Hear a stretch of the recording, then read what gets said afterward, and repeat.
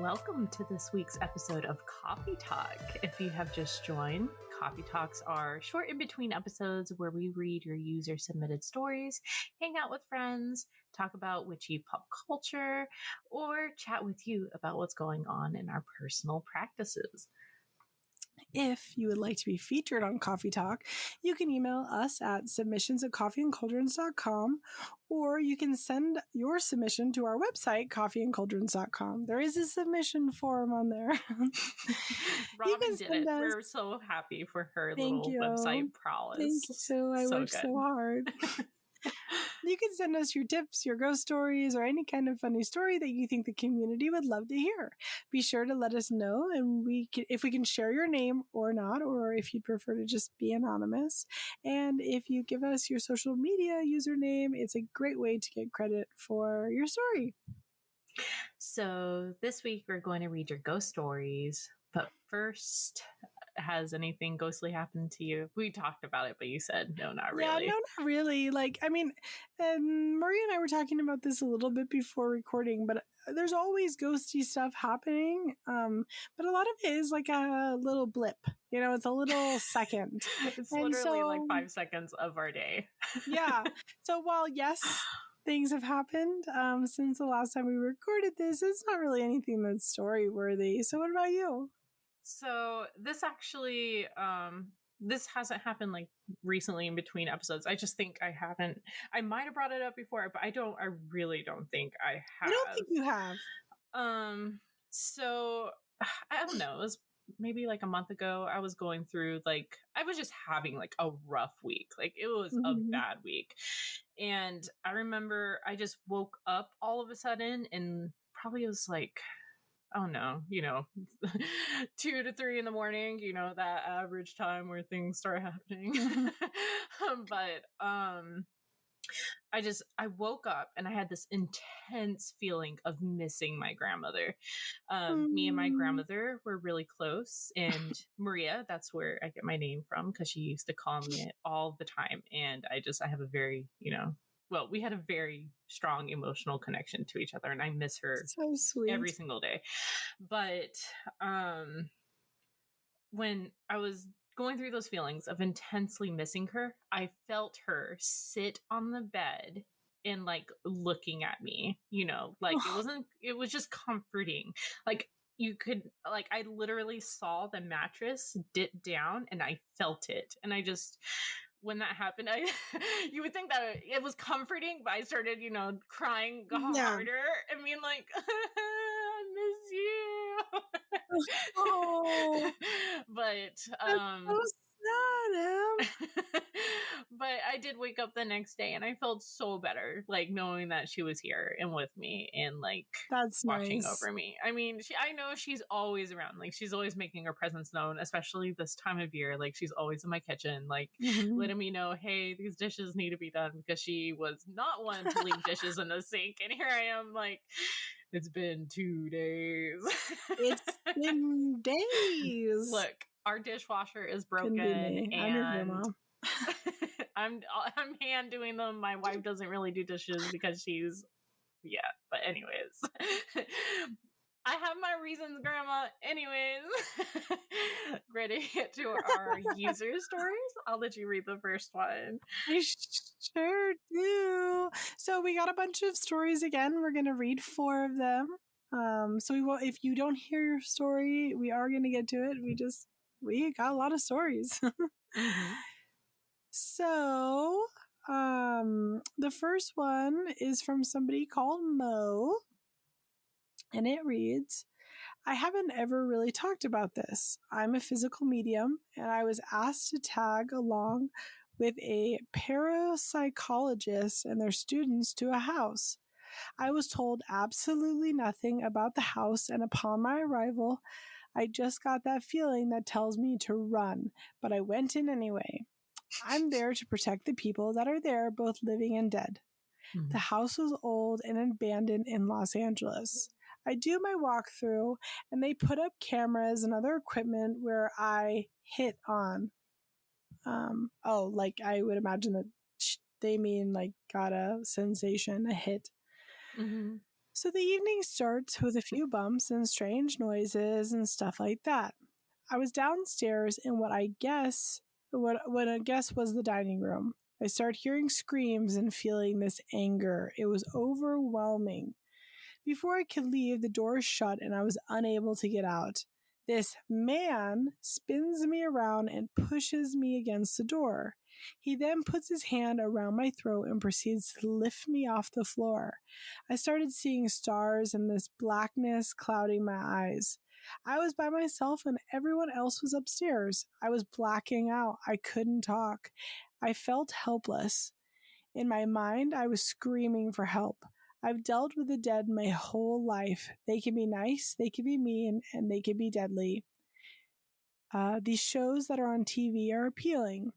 The way they deal with the dead is a joke. I, of course, survived that night.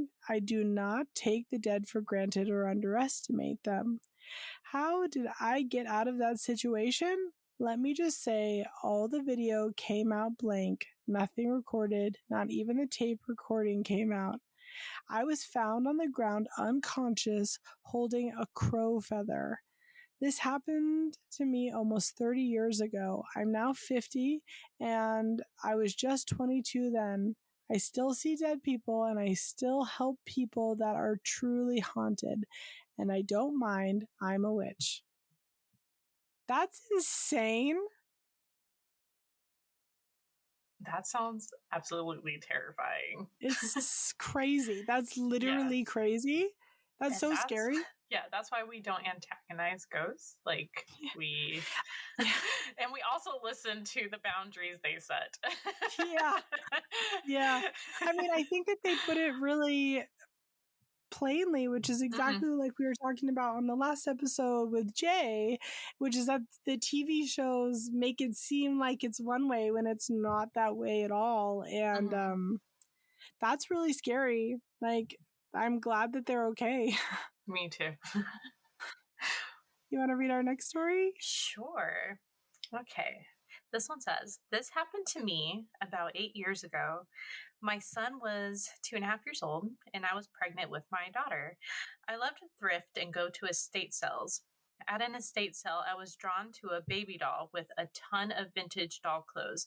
Normally, I would never pick something like this up, but I loved all the colorful clothes. It immediately became my son's favorite toy.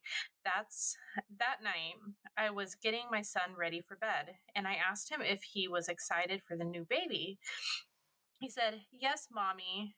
Yes, and my new mommy." Confused, I asked him where his new mommy was. He pointed to the corner of the room. I said out loud and firmly, "I am the only mommy in this house." At this point, I had a feeling it was the doll. I got online, sent a picture to a reader, and sure enough, she confirmed that the doll was a spirit vessel for a little girl who had drowned. The little girl loved to play family. That's why she called herself the mommy and was excited to have a playmate again. I told the woman I would send her the doll and packed it up to ship out the next day. I had to drop my son at my mom's before I hit up the post office. In the car, my son suddenly started crying, screaming that he didn't want to go to the beach. Confused again, I told him we weren't going to the beach. We were going to Grammy's. He kept repeating that about going to the beach and the ocean. Something told me to look up the address of where I was going to mail the doll. Sure enough, the woman lived on the beach, right next to the Pacific Ocean. Rightfully so, the spirit girl had not gotten over her fear of water. And that story was from Rachel. God. I literally have goosebumps. That's so scary. Especially, yes, and my new mommy. At first I was like, I felt like I was reading that incorrectly. I was like, what? No. Who's the mommy? It reminds me of Coraline, the other mother. Listen, I know that there are like a lot of people, everyone wants to say that they've got a haunted doll just because it's scary looking, right? But actually, like, haunted objects are so scary. They're really rare and they're so scary. They're so scary to me. Like, no, it's a huge no for me. I feel like a lot of haunted objects are like highly disrespected because people want to provoke them and want to, I agree. and they're passed around from family to family. Of course they're going to be pissed off. Like, yeah, and not only that, you have these dolls that, especially what I've noticed is that people want to bring them on the road or they want to put it on the internet, and it's just like, I don't know, it just becomes like this objectification of a spirit, and kind of like we talked about in the last episode, like spirits are still people who deserve empathy and boundaries. Like both for you in the spirit and as well as them. And it's, I don't know, I just imagine if you without your imagine if you were without consent being put on social media and stuff like that to be mocked and stuff. And passed around like, a kid in foster care. Like, it's so who, sad. Like, gets like basically abused by each family they go to. Yeah. I don't know. We have complicated emotions about haunted dolls. Yeah. Well, this next story I have, they have not said if we can share their name, so I'm gonna tread on the safe side and not share it. Okay. So it says, I've always had weird encounters with people who supposedly never existed, such as following an old man to a Civil War graveyard in Nowheresville, Texas. Is that a real place, or are they just saying that? What was it? Nowhere, Texas? Nowheresville, Texas. I'm sure that's just like Curious the Cowardly Dog. Weren't they from yeah, nowhere? like I'm sure that that's just saying they're from nowhere. But I'd be cool if a town was actually called that. I'm sure there has to be a town called Nowhere. Or chatting with a girl on a bench outside a late night drive-through. Later hearing from my friends nobody was there. All of my experiences usually get dismissed by me being a child, overactive imagination, or so drunk that I could have easily made it all up. But during the pandemic, I had my first undeniable encounter of the ghostly kind. My parents live beside a children's hospital. It's the only children's hospital in this part of the state, so many children are lost by the time they arrive. That's so sad. Well, one day I decided to drop by my parents' house while they were at work and sneak some snacks. As I was munching away on some sweet cakes, I was facing a mirror that showed a reflection of the kitchen and dining room that has a window directly facing the hospital landing pad for the emergency helicopter. I noticed the helicopter was making a landing, so I was entertaining myself by watching it in the reflection. Then I see a dark-haired girl in a pretty white dress walking past the doorway in the kitchen to cross into the hallway. I figured this must have been a mistake, so I focused my vision to the doorway specifically, and I see her crossing again, heading the same direction. I could make out her beautiful long black hair and white dress with no mistake, but how could she be heading the same direction without me noticing her? I went to the hallway, calling for anyone in the house in case I missed a cousin or a sibling also visiting, but nobody answered. I checked all the rooms, but nobody was there. I waited a few hours until my parents arrived from work, and then I explained what happened. My parents said they've never noticed anyone by that description, but maybe it was a light trick.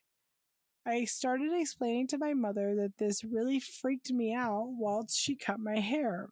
I had weird experiences that were easily dismissed, but this felt very real to me. She assured me that reflections are easy to dismiss as well, and that I should wash my head to clear my worries and get a fresh haircut. Sure enough, as soon as I close the bathroom door, I feel it rattling and struggling to turn. I was still holding the knob and I could feel somebody else grabbing at the other end, but very weakly as if they were a child. I quickly opened the door and saw no one there. I ran to the kitchen and asked my mother if she had gone through the hallway, and she promised she hadn't. Then my stepdad walked inside from the back door and I repeated my question to him. He also assured me that he hadn't been outside, that he had been outside for almost an hour. After dinner, my grandma decided to stop by. As she entered the house, my mother began telling her that I was acting nervous because I thought I saw something. It was then that she commented, "Was it the pretty girl in the white dress looking out the window?" Both of us went pale, and she giggled and said, "Oh, she's fine, she's just lost," and walked straight to the kitchen for some coffee. When I tell you, fuck that. Absolutely fuck that. They said that was their grandmother. They said that? Yeah. Oh. Grandma's just like, oh. Grandma knows what's up. Oh, you mean the girl with the long hair?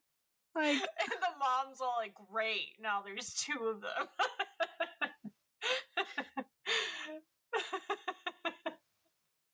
I cannot.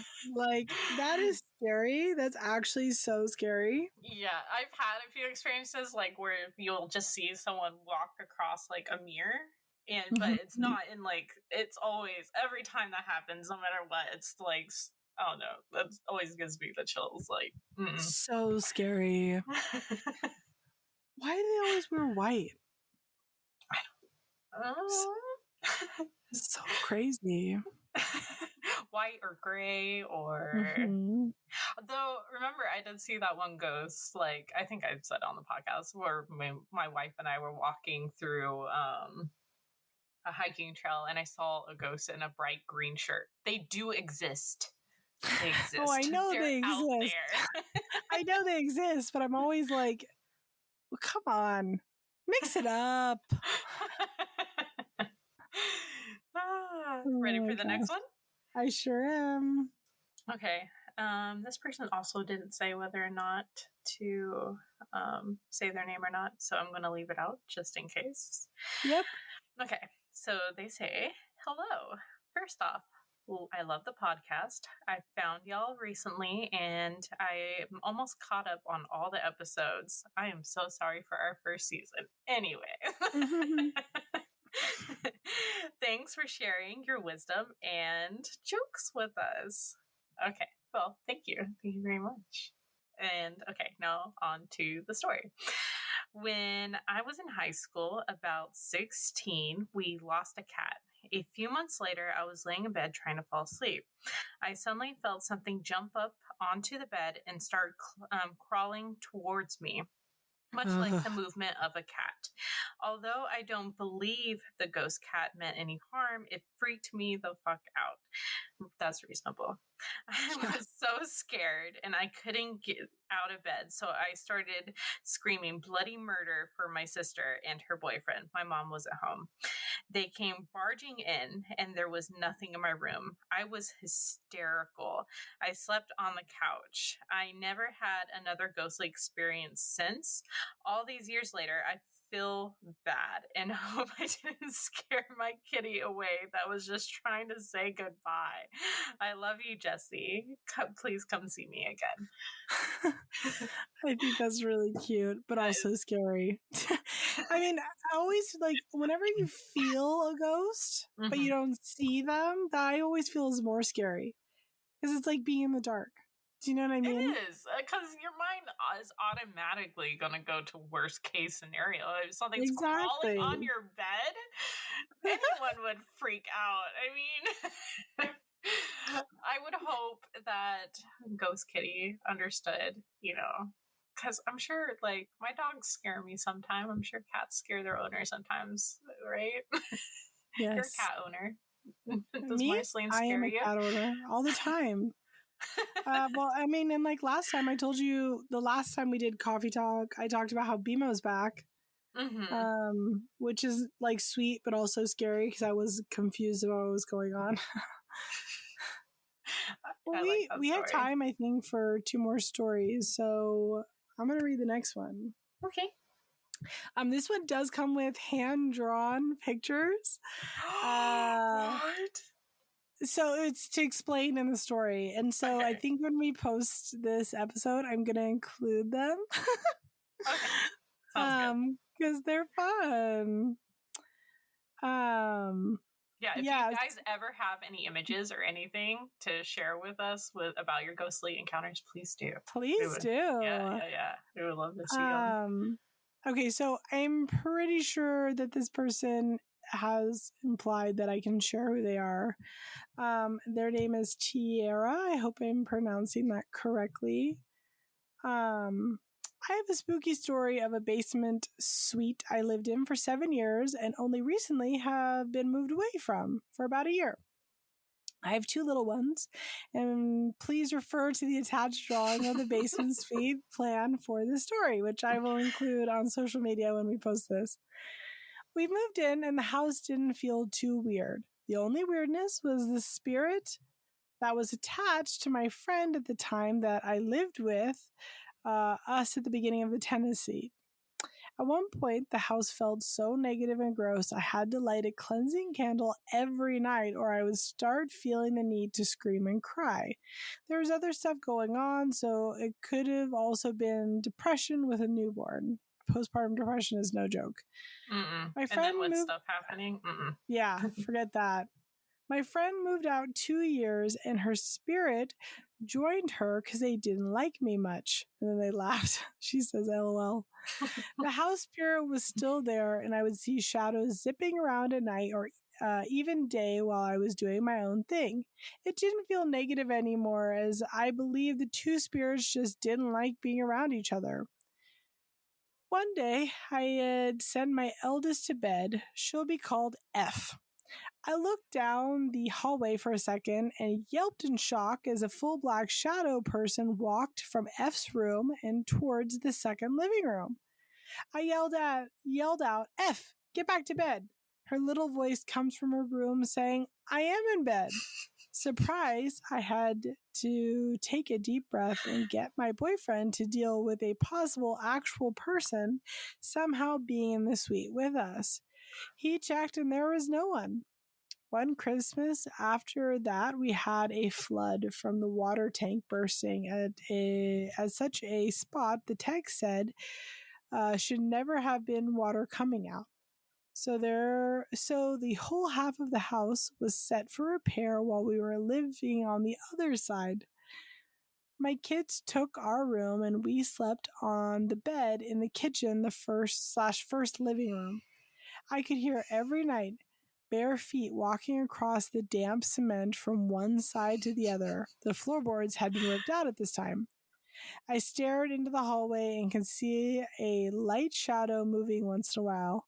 My boyfriend didn't believe what we were hearing was a spirit, but he wouldn't humor me to check either. He's like, I don't think it's a ghost, but fuck that. Until, while we were laid in bed and listened, we heard it walk right up to our bed and stop. Clear as day, bare feet patter on the cement. My boyfriend said out loud, "What the fuck is that?" I said, "I told you." He got up and checked the side, and again, no one was around. Those are my 2 for now, as I'm at work and they're worried about their boss coming back. So that's when they end the story. That is fucking scary. Like, that's actually so scary. So mostly scary. Because, like, I always think it's more scary when, like, you can't, again, going back to not being able to see anything, but you hear it. And then you have another person there who, like, can hear it also, but is also scared. I always feed off of other people being scared. Do you know what I mean? Oh yeah. Like, if it was just me, I'd be like, all right, this is ridiculous. But, like, if I was laying there and my partner was like, what the fuck is going on? I would be like, now I'm scared too. Yeah. And then also, like, when spirits, like, come with, like, you know, their soundtrack. Yeah. That doesn't help. Oh my God. And like I can like deal with spirits easier like during the day, but when it's at night, when I'm like half awake and stuff like that, it just I do not deal with it well, which is why I always like set those boundaries. Be like, you cannot disturb me at night, please. I'm trying to have a cozy nap. that's just so funny and so typical of like someone who's like I don't believe in ghosts, but then at the same time it's like I'm not gonna go investigate to prove you wrong. All right, you want to read our last story, Madame? I sure can. Hi, my name is Kate. Love the podcast and you both so much. Thank you for all the work that you do. You are both So nice. a love and light in the community. Oh my God. They had put love and in like little In parentheses. parentheses. Yeah. We love that. Thanks. Thanks, Love and light Kate. right back to you. Okay. This is my ghost story. I am not a sensitive person, so I only have one good ghost story, and I hope you all enjoy. I have lived very close to a pretty famous haunted prison my entire life. So, as a creepy teenager, I took every opportunity to go there and wander around. One day, when I was 16, I was there in the middle of a weekday with a group of kids my age. My one friend and I separated from the rest, and we were sitting on the floor of an empty cell block. Our backs were to the outside wall, and in front of us were multiple stories of cells, all with just that metal walkway across each new level. We were talking quietly, and all of a sudden, both started to hear whistling coming from the wall of cells above us. It sounded like it was moving back and forth across the long walkway, as we could hear it getting louder as it passed in front of us and quieter as it moved toward the other end. But there were no footsteps. We sat there and listened for close to about 10 minutes as the whistling stopped and started up again, changed tune, and moved back and forth down the walkway. We thought we were alone in the cell block because the steps to get inside were rusted and loud to walk on. After a while longer, just a few minutes after the whistling had stopped, the rest of the group we were with came in, and we asked if anyone had come into the room, as they would have seen them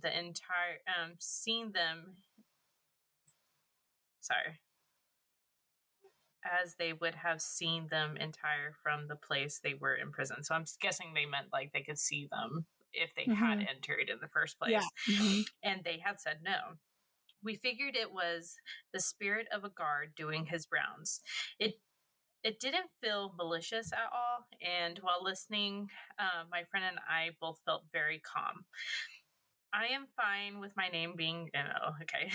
And they also included photos for us. So here is something that I think is crazy, and when I say this, I don't mean this in any form of disrespect.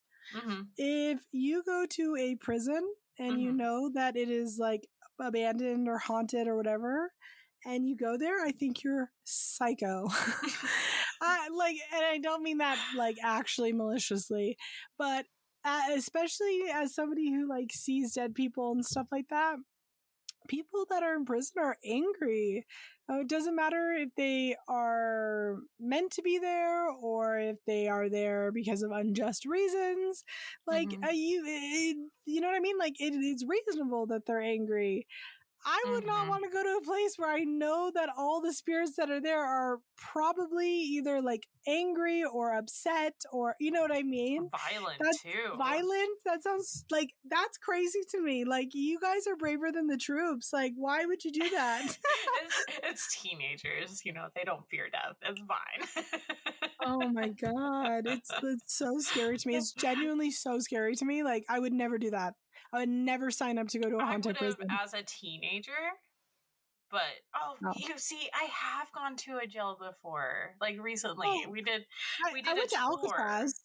Yeah, I went to Alcatraz. well, this was like a night tour of the jail in Charleston. Like it's crazy. super haunted. They even have a spirit called the Animal. Stop it, Maria. What's wrong with you? But I highly recommend, like, if you want to hear some good ghost jail stories. Maria and I are going to try to get together together next year. We're going to try to get together next year, and I'm going to find something haunted for us to do. That would be so much fun. like a night tour or something like that. But when I tell you it won't be at a jail, Why, you don't want to run into Animal? I mean, we can go to Charleston and go meet Animal. It'll be fine. That's crazy. You guys are so crazy. Oh my word. Thank you guys for like all the stories and also the images. I'm always fascinated. Even just like seeing the location, like the people are talking about, like, yes. I don't know. I'm a very visual person, obviously with being a photographer. So seeing it is that's fun. Very helpful. And fun. Yeah, thank you guys so much for joining us this week on Coffee Talk. We hope to see you next week for our regular episodes. You can check out our website for the links to our submission forum, or you can shoot us an email at submissions@coffeeandcauldrons.com to tell us your ghost stories, witchy stories, tips, topics, or anything you think that the community might be digging to hear right now. And as always, if you enjoy Coffee and Cauldrons, please take a moment to review us on Apple Podcasts. Or if you want to support us directly, consider joining us on Patreon, where we share articles, a special Part 2 exclusive episode, have a Spell of the Month box, and a Discord. So we'll see you guys next time.